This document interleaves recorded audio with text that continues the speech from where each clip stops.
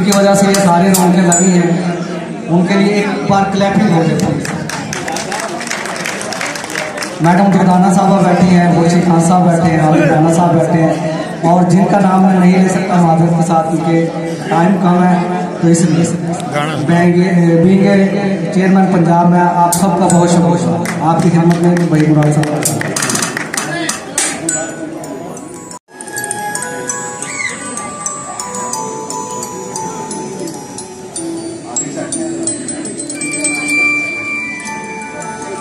अकेले न जाना,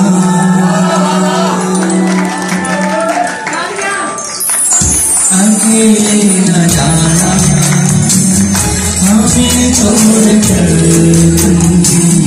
तुम्हारे बिना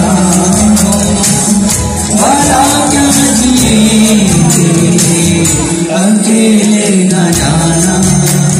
तो सितारे बुलंदी पर उन्हें छुआ नहीं जा सकता, देखा जा सकता।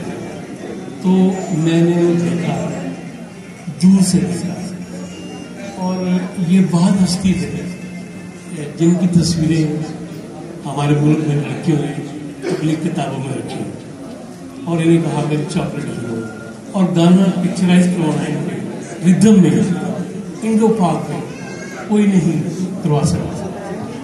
तो शाह साहब बैठे हैं, सईद नूर साहब, एक फिल्म थी मुफ्त मार, तो मुझे फिल्म का अंदाजा नहीं था, तो हसन असली साहब मुझे मिले वहाँ।